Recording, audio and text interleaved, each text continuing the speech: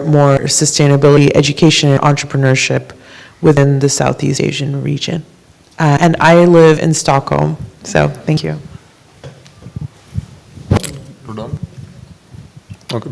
Hi, hello everyone. My name is Krishna. I come from India. I got associated with education like 3 years back. I used to manage a Wiki club in my college. So we started off that in 2016 and we have been running it for 3 years. And so I left college last year and it has been doing good now. And I'm also associated with the education user group, the Wikipedia education user group, and also help. So the education community in India is like, now it is very small. Like we only have 3-4 hubs like who are doing education and stuff. So we're trying to expand with the support of local partners. I help other Wikimedians to start like small wiki clubs in areas. And also with the education user group, we are currently trying to launch a working groups model. So we have tech infrastructure, resource development, global outreach, and what is the fourth one? Advocacy. So currently the education user group has a board of 5 people, which we can't support the entire system. So we're trying to form working groups with the members so that they can take care of those areas. So if any of you are interested, we can talk more on that. Krishna is in the board of Wiki. Yeah, sorry. Yes.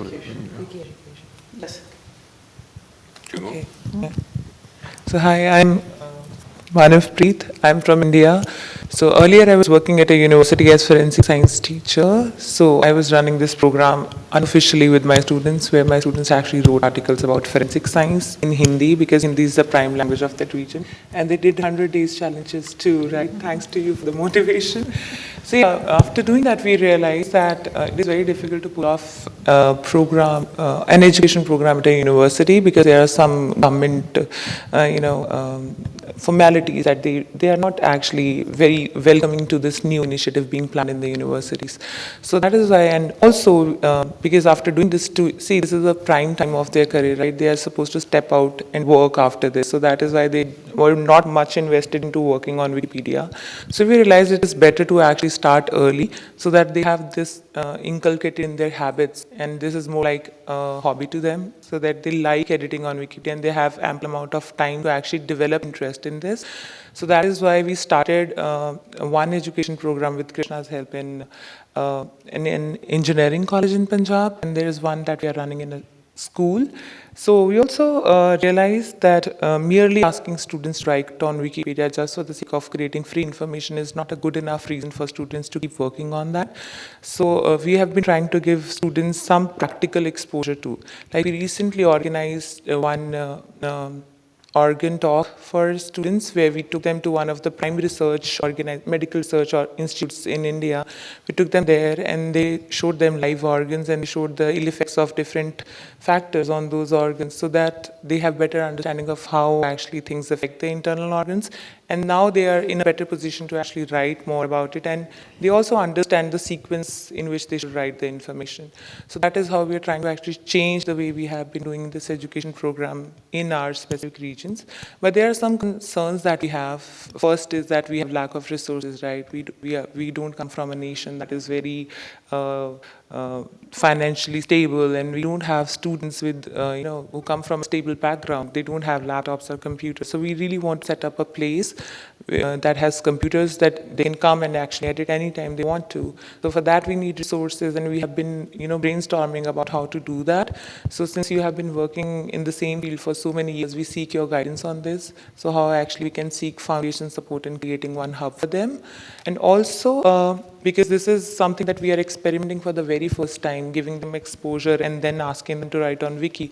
We have metrics to actually see what is the progress of an edit-a-thon, because we can do the quantitative analysis, right?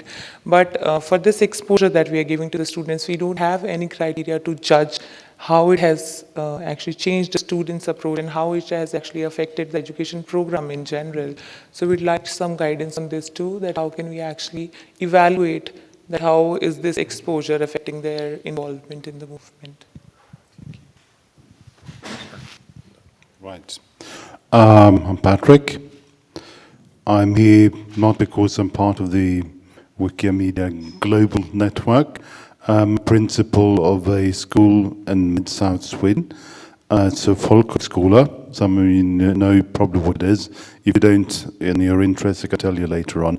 But it's enough now saying that we have 156 such schools in Sweden, and I'm the principal of one of them.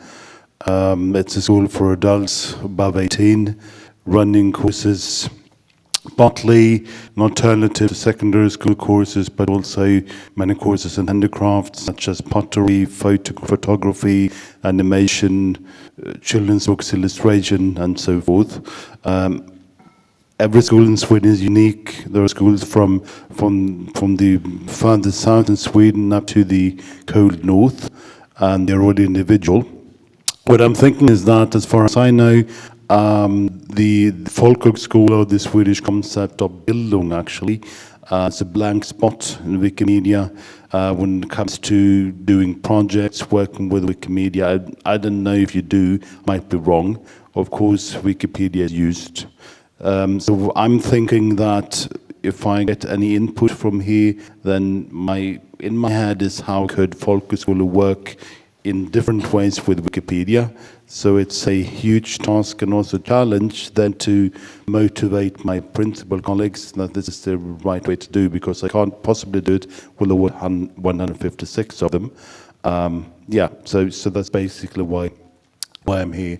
And I'm learning, and I know nothing about Wikimedia projects, well, a tiny bit, so don't ask me about projects, but I'm mentioning to see what we can do in different aspects with the Wiki and different Wiki projects.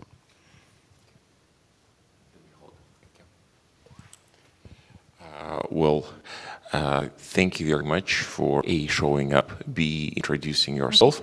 Are we having new participants? No.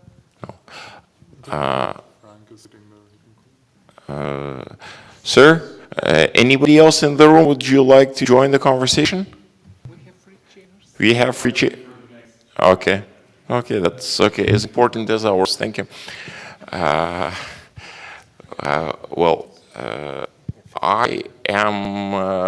was happy to hear what Patrick was saying, because meeting with the Department of Education, which is responsible for overseeing all elementary and secondary school and secondary professional schools in my region, I am getting similar questions, saying that we do have certain curricula, we need to develop their skills, there are exams, standardized exams, other competitions.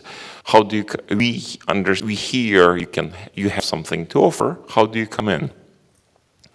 And in this sense, I have started by summarizing all the international best practices that I was exposed to thanks to some years of participation in this Wikimedia movement.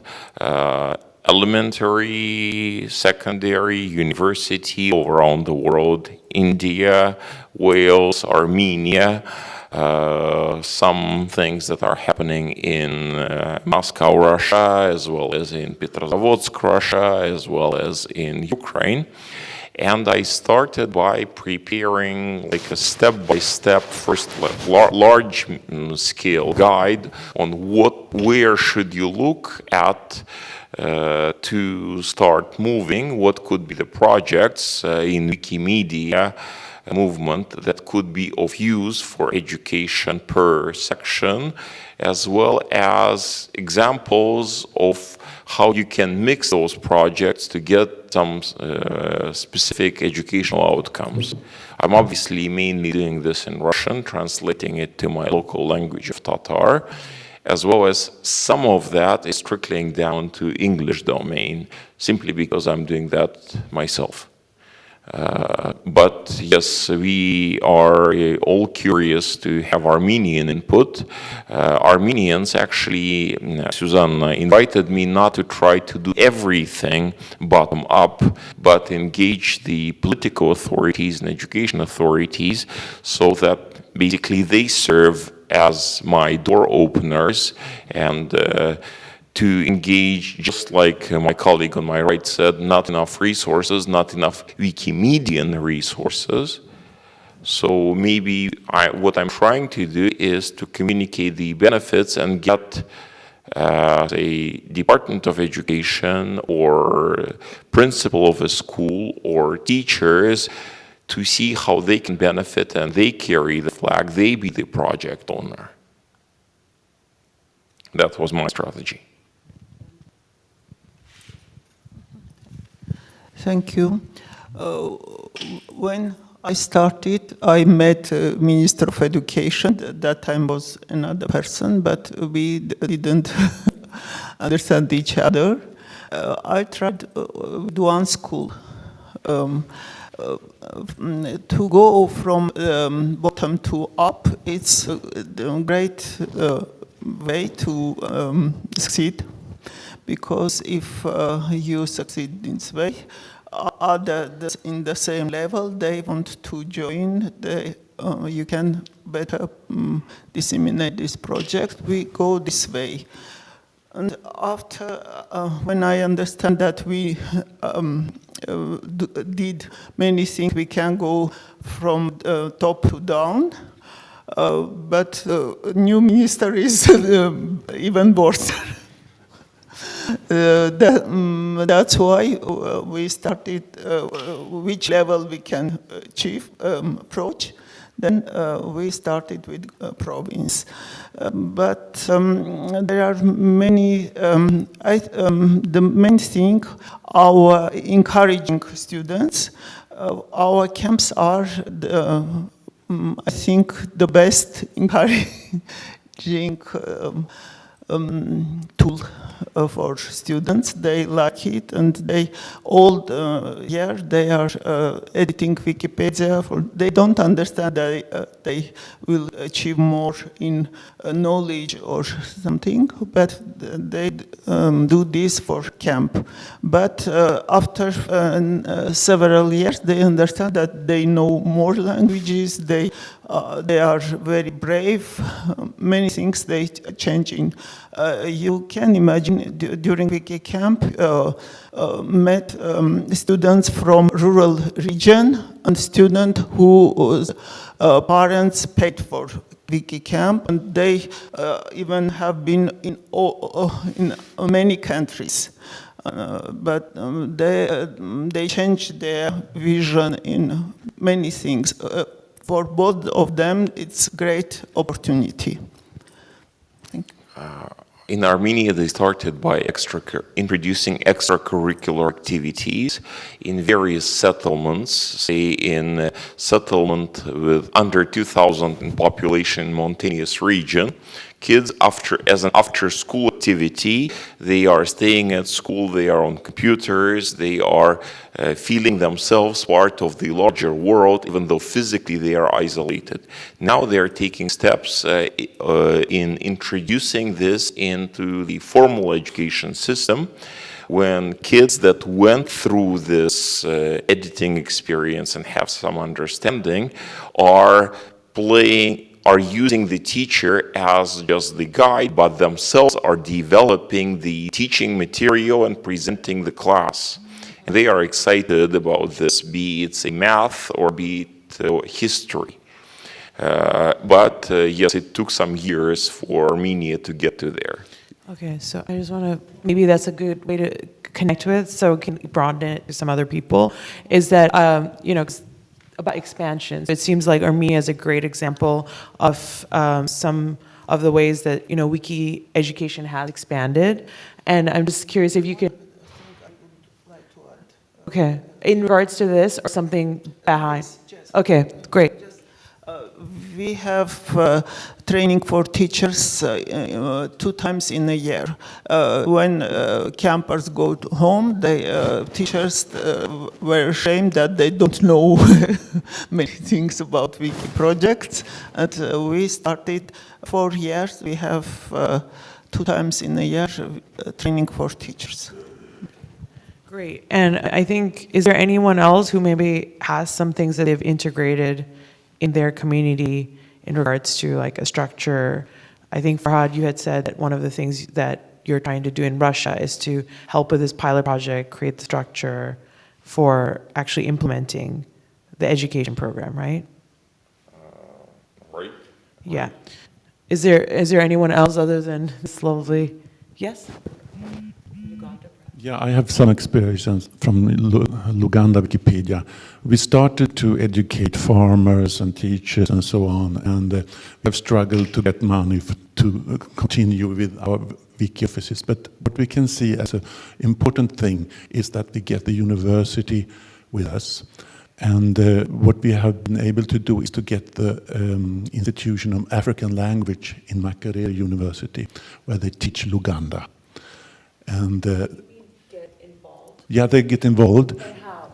How are they getting involved? How did you initiate that? Because I think that was something that was challenging. Yeah, how we did. I think it's personal connections. Yeah, that is something actually we all have been exploring.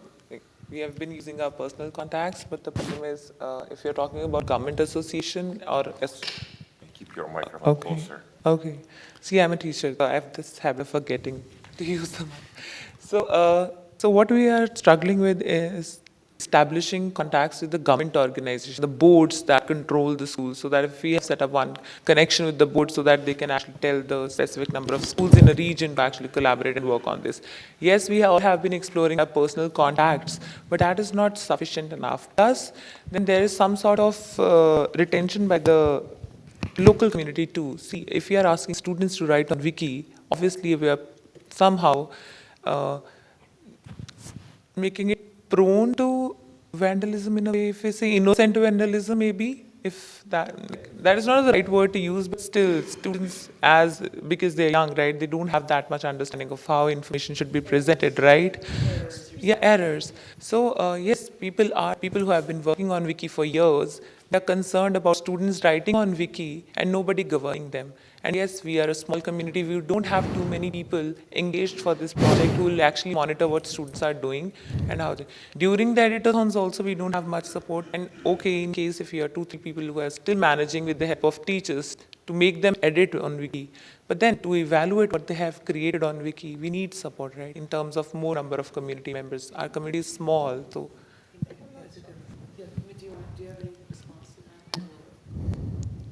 Well, what I have understand is that when the teachers that teach Luganda in the university, when they get their students to work and to create articles, that we can see that it fits into their work very well.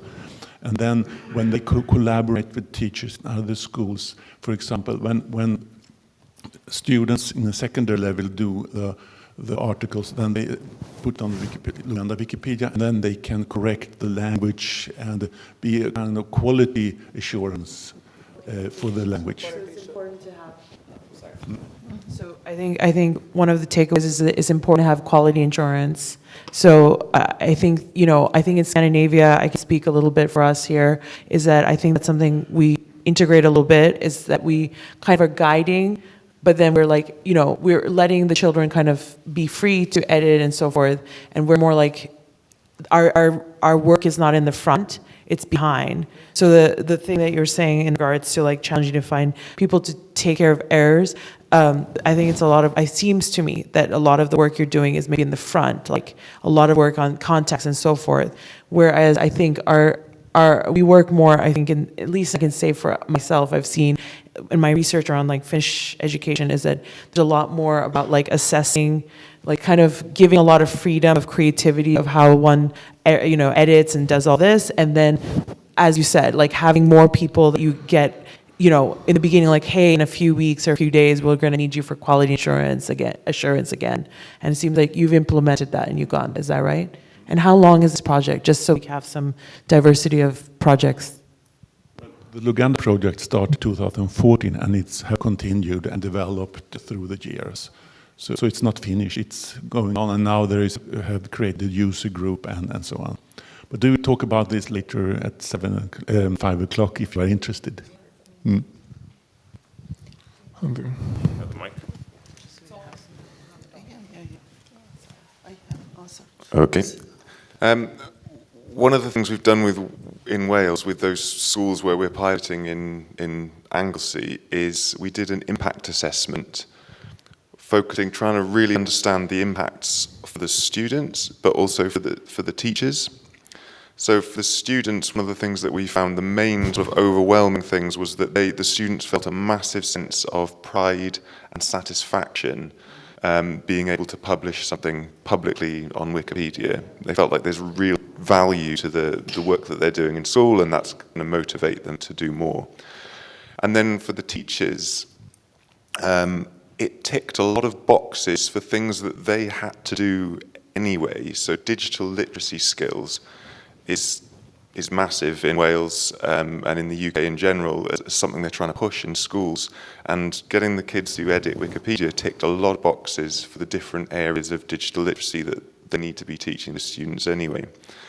And of course, when you're working in a minority language, encouraging students to work online in a digital environment in a small minority language obviously ticks even more boxes for school. So having that impact report was really good for then trying to push for the top-down approach, because you've got figures, you've got feedback, you've done questionnaires with the students, and you can take that to government and say, hey, look, this is something that's really working. And I think that had quite a big input in us. We've just got a grant through to extend this project, and I think doing that impact work actually had quite an impact on how successful that was. So that might be an approach worth trying.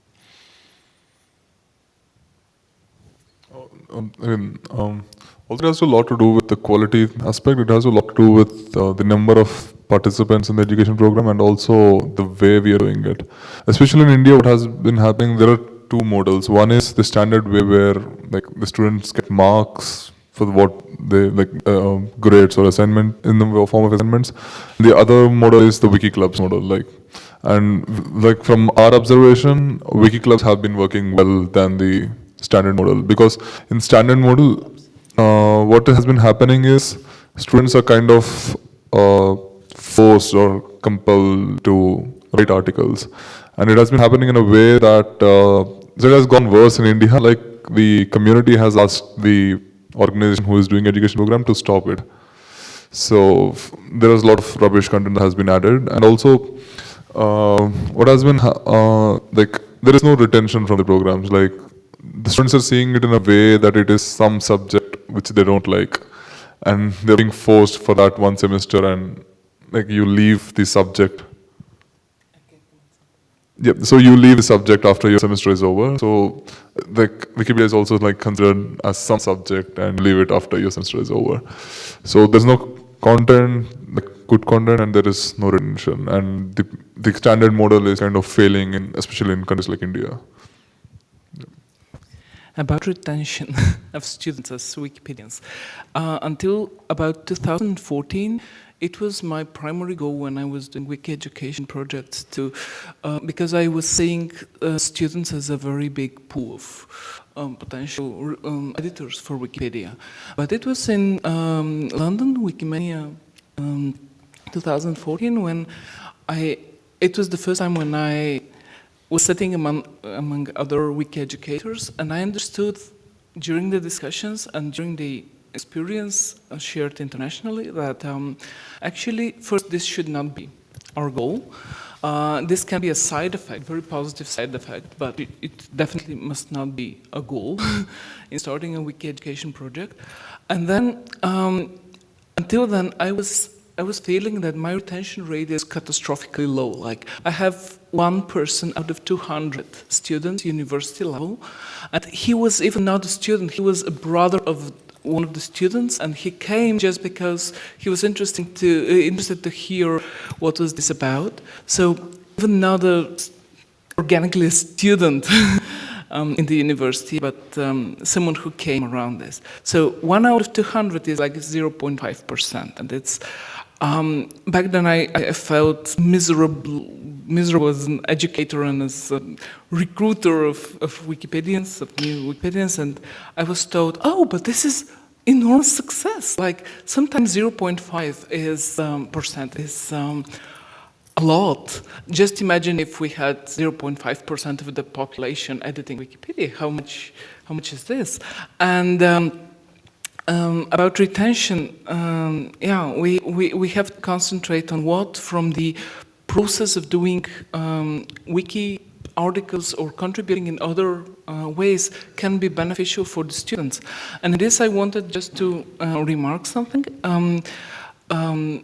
The recognition which a student will get in terms of having their articles visible, usable as a resource for the next generation of students. Like next year, students are going to learn from what was written already by the students this year and can even build on it. One thing which we understood that works quite well is that we encourage students to register with their personal names, like having a very big red point in their online biography. And one day, and this especially well works with students in university or in the high classes of school, that one day they can show this in their CV the first time when they apply for work somewhere. And this can be actually the difference between being and not being employed. Like depends, of course, but the fact that they are there with their personal names already means they are more responsible to what they leave behind themselves. I don't know, what is how do you feel in your practice? I all of a sudden see a member who has, I don't feel you have introduced yourself. May I? Yeah. Sorry, I'm Tamara from Armenia. I'm the coordinator of Harvard Wiki Club. Okay, great. So this session is actually closing now, and I just want to quickly share the key takeaways that, I'm going to see if I can put it on the Etherpad. I think that it seems like this is a beginning of a really important conversation of how can we expand, how can we do a better job of integrating wiki education, not just in academics, but like for people like me, into already existing education systems that are more like businesses. So having an impact report sounds like a really great idea. Quality assurance, number of participants and location also matter. Wiki clubs have worked really well, and what also works well is the accountability and ownership students get by using their actual names. Is there anything else you want to add, perhaps? About quality of content, your concern. We use many wiki projects, Wiktionary, Wikisource, and Wikipedia, even Wikidia for different ages, and also Sandbox. That's why, and Wiki Club coordinators check all time the content in Sandbox, and after only they approved and move the content to main page. My question is, are these wiki coordinators working on a regular basis? I mean, are they employees for these schools or something? You have to wait on that. Some of them, yes, some are volunteers, but now we started mentorship program, offline mentorship program, we connect with the coordinators to learn from each other. So just one last thing before we close. For those people who are newer to this activity, or rather, for those people, can the people who are more experienced explain where people can find out more about this, where this community sits largely, and how they can, for example, message everyone who's been sitting here? You mean where they can find? More information. So we can keep this dialogue going. What lists are you on? What list are you on? What's your list? Everybody can connect with me. Yeah. My mail is sanna.makarchan, Wikimedia AM. I think on Facebook. And Facebook, on Facebook, also on Meta. Also, I have several cards. I can give you. There is Wikimedia education. You can Yeah, Google on it. Facebook, yes. You can find Wikimedia education on Facebook. You can find it through Google. That will eventually lead you to Wikipedia and education user group. That's the place where people like us, like you, are coming together. And obviously, I think we have our own Wikimedia list for emails as well. Yeah, yeah. And the pool of resources, like the pool of educational resources, most of them, I think, in English, that can be reused also. Okay. Thank you. Thanks, everyone.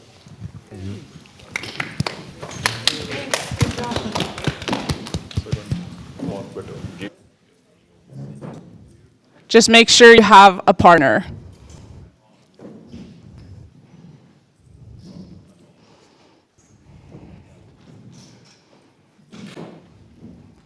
Cool, at least one partner. 2 is cool. Awesome. Cool. So, well, thanks for coming, showing up to the workshop. My name is Melissa Guadalupe Huertas. I'm from Peru. I work for the education team at the Wikimedia Foundation. If you were here at the opening panel yesterday, you also already heard me speak, and you probably remember that I made some mentionings around the importance of focusing on students' the skills that students are acquiring by engaging in the Wikimedia projects. So this is kind of what my presentation is going to be thinking about and a little bit focusing on more. So just to get us started, we only have 45 minutes for this workshop, but I would really love it if we could take some minutes so you make sure that you know the name of the person that is sitting next to you, maybe the country where they're from. If that's a hard question for you, just the country you were born or the country where you spent most of your life. And also, try to remember who was your favorite teacher, maybe in elementary school, in high school, in uni, in postgraduate education. Just who's the first teacher that kind of comes to your mind when you think about the best teacher you ever had? And what made this teacher so great? Okay, do you think we can do that? Yeah, awesome, okay. So I'm gonna time it to 2 minutes. So let's start with that now.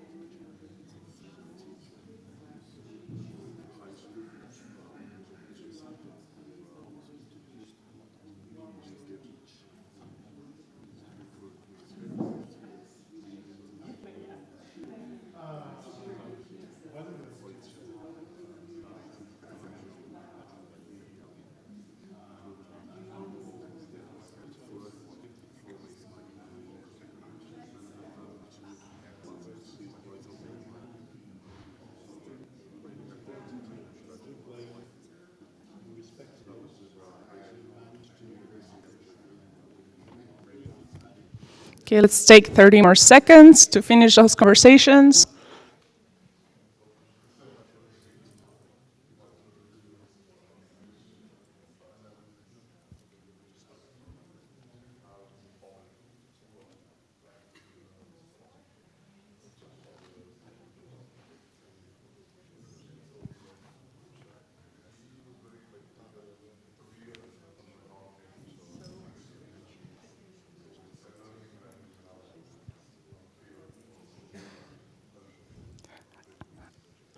Okay, cool.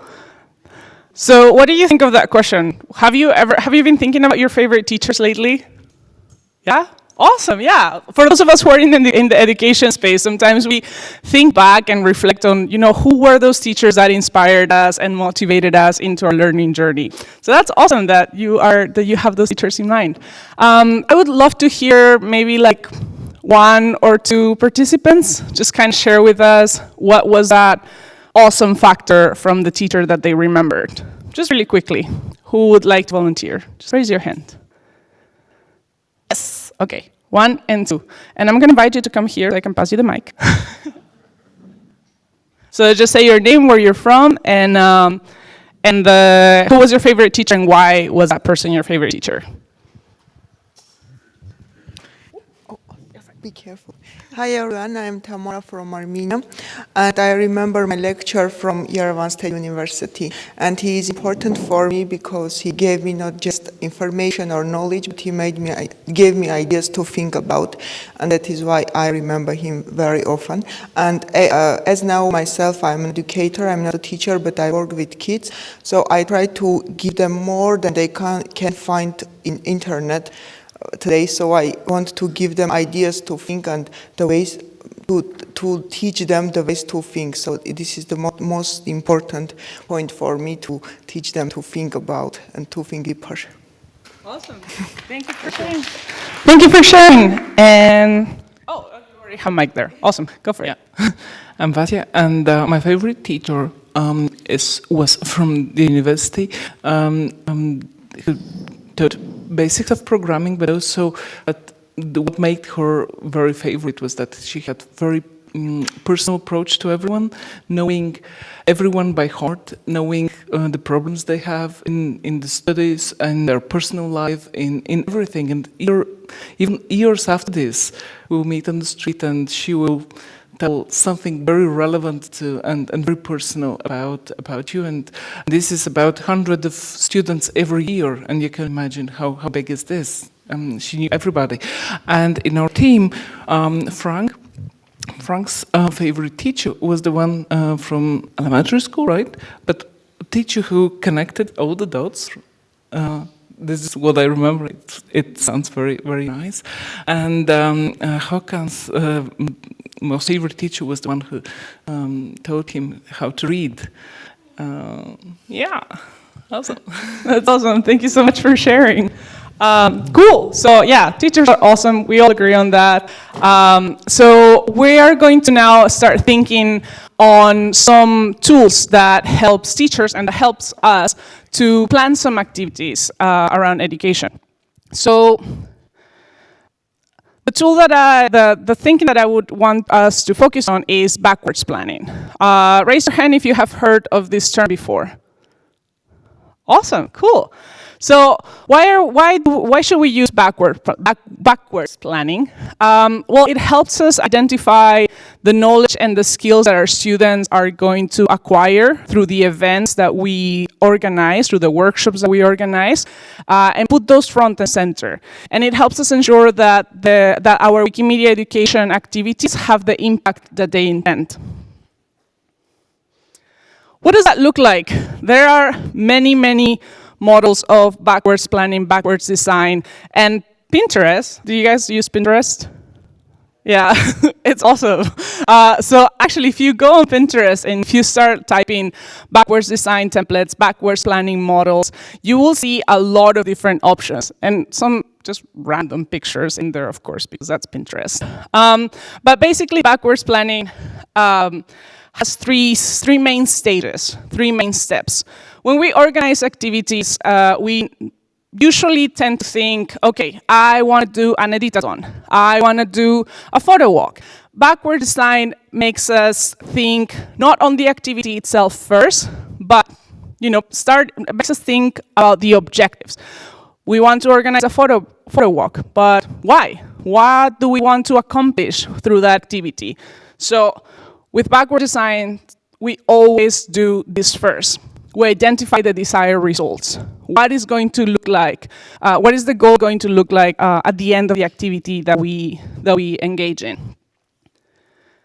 So we identify the desired results by asking us this question. What do you need people to know and be able to do by the end of your activity, by the end of your workshop, of your training, of your event?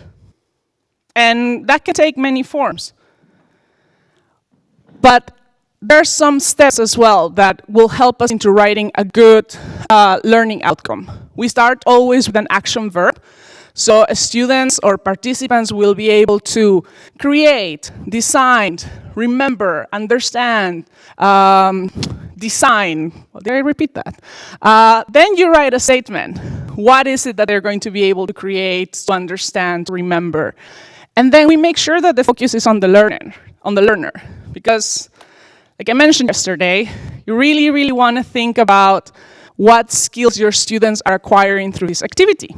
Not just focusing on how many articles are going to be generated as a result of your event or as a result of your training. Think about the students. And I mentioned the 21st Century Skills Framework.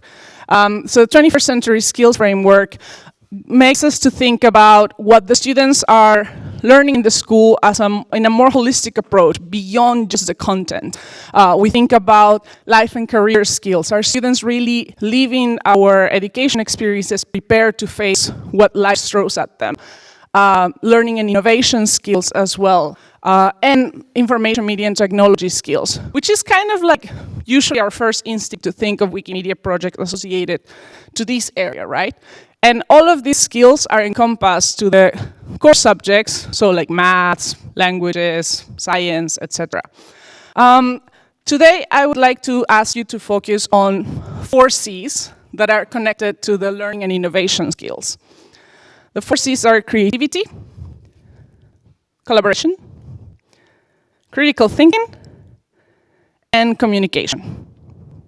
Can you start thinking about what would be desired results, what goals could you accomplish connected to these areas through a Wikimedia project? Maybe collaboration is like the first that comes to mind. You know, when students engage in creating content for Wikimedia projects, they don't work alone. They work with other people, whether it's the people that are right next to them, or people on the other side of the world. Or maybe critical thinking as well, and communication, of course. But what about creativity? Are there any Wikimedia projects that you think that could help foster students' creativity? Maybe, not so much. Commons, for example. Good.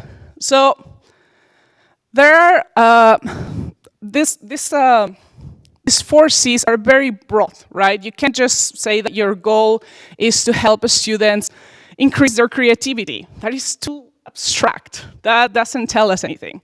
So we can still, go into one of those 4 C's and go deeper into thinking, what does that mean? And what does that look like tangibly? So around critical thinking and problem solving, how can we know that the students are getting better or are improving their critical thinking skills? We can see that if students are generating good ideas. And even in that, we can go deeper. What does a good idea mean? Are there bad ideas? And then on communication skills, students are writing essays well. Same thing. What is a good essay? Or they are expressing ideas clearly in short written text. They're able to synthesize their ideas. So right now, that was one step forward. So right now, the reason why I put you in pairs, of course, was to do some dialogue. And this is going to be very brief, because we have very limited time. But I would like you to think of, back at those teachers that you said that were your favorite. You are that teacher now. You are your favorite teacher. You have all of these awesome characteristics and awesome skills and awesome rapport with your students. And you have been working on Wikimedia projects for the past 1 year. You know how to use Wikipedia, you know how to use Wikisource, you are very familiar with them, and you want to integrate them in your classroom. And you want to focus on helping your students develop one of these 4 C's. So, and think about very specific things. So I would like you to take just 5 minutes to talk to the person next to you and try writing try writing a desired result connected to one of those 4 C's that you think could be achievable through the use of a Wikimedia project. So just like, don't try to be like super, it doesn't have to be perfect. We only have 5 minutes, and this is a very theoretical exercise. So get in pairs and, for example, think, I want my students to be able to be better critical thinkers. How do you express that with this in mind? Does that make sense? So it's who can explain what the activity is? Because there are slides. Right. Of course, it doesn't have to be a workshop. It can be a program. It can be a whole class on your semester that you are trying to design. But just think about one skill that you would like your students to develop by using a Wikimedia project. What do you want your students to be able to do or know at the end of your intervention, but that is connected to these 4 C's? Like your goal is not to have your students write a perfect encyclopedic article on Wikipedia, but think more about these learning skills. Maybe your goal is for your students to be able to discern what is an article that is written with a neutral point of view versus an article that shows a lot of biased information. Or you want your students to express ideas more clearly or more concisely. Or you want your students to understand different points of view. Try to play around with this kind of skill statements and use that as your final goal. Is that a little bit more clear now? Okay, let's try to work in pairs, just 5 minutes, and I'll go down and help out as well. I'm just gonna time it.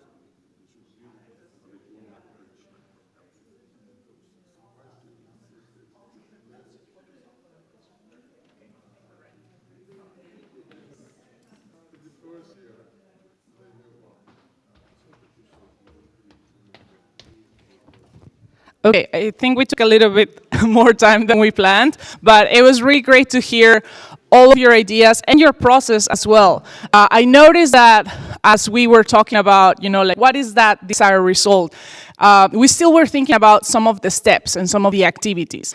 Remember to really focus on the goal. At the end of your intervention, whether it's a workshop, a program, a class, how do you see your students? What knowledge or what skills do they have now that you have finished with this intervention? So that is your goal, your desired result. Once you have established that, then it's time for evaluation. So you have to determine acceptable evidence. That means, how do you know that your students have reached that desired result that you established at the beginning?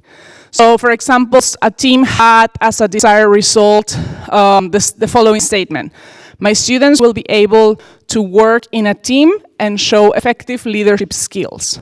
How do you know that your students are able to work in a team and they are effective leaders?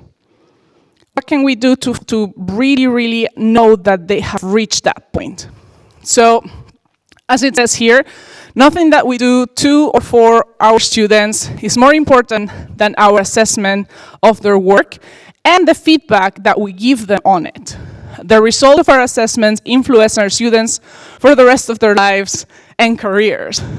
I'm sure that if you start thinking back about your own learning experiences, you can think of when your teachers gave you really thoughtful feedback and really constructive feedback, really kind feedback, versus, just getting a grade and that was it, and no other comment around it, no other thinking around it. So, how will you know that people learn? How will you know that people know what you wanted them to know? You can do a performance task. This is the best way to see if what was meant to happen, happened. What is a performance task? It's any learning activity or assessment that asks students to demonstrate their knowledge, to show what they do, to show what they understand, and show their skill level on this.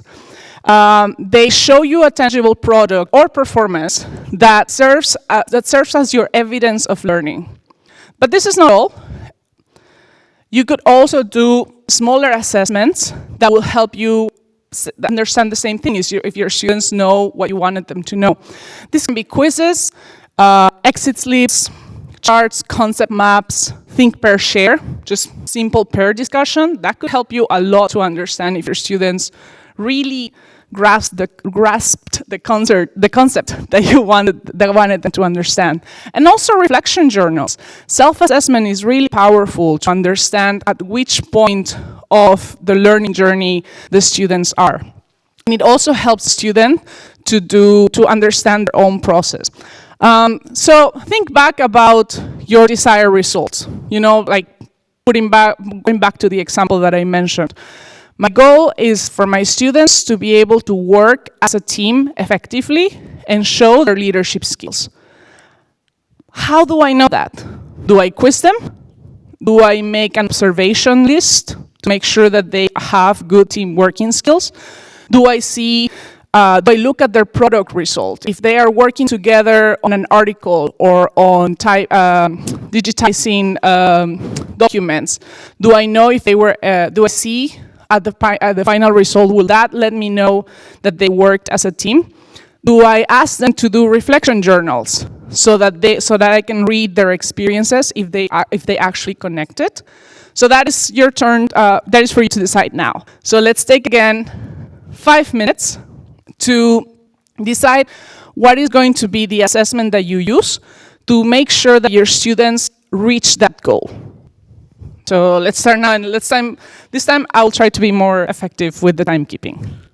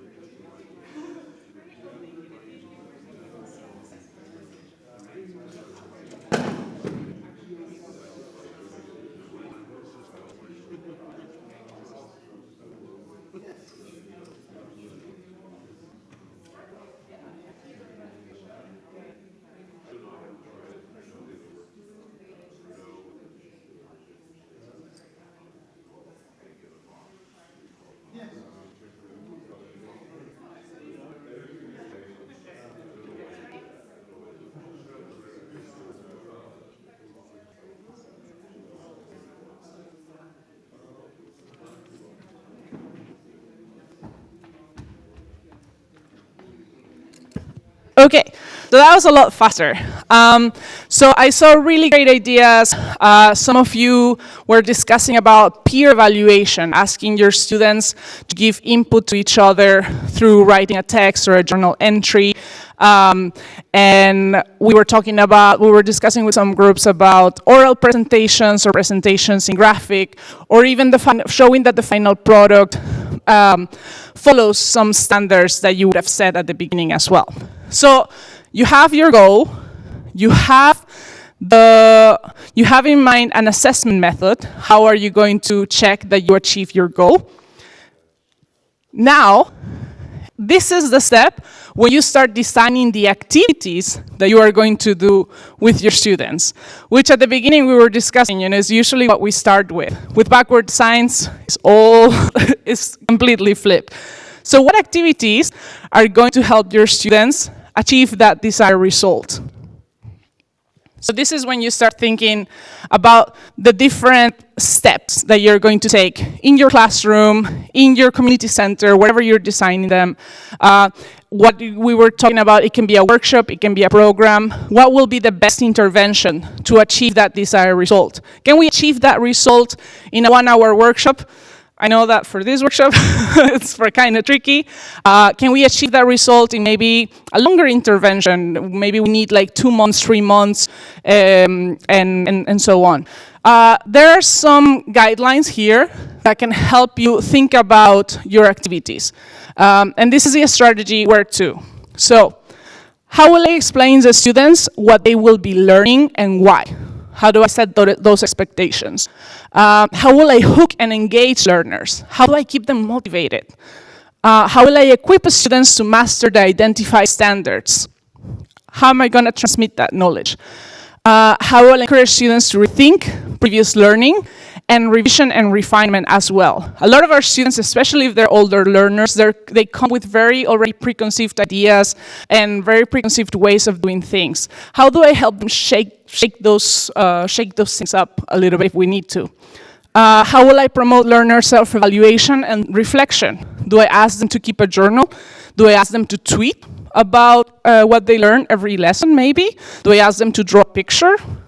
How will I tailor the activities to meet the needs of different learners? That is super important, and usually where teachers spend more time thinking as well. And finally, how will the activities be organized to maximize engagement? What sequence will work best?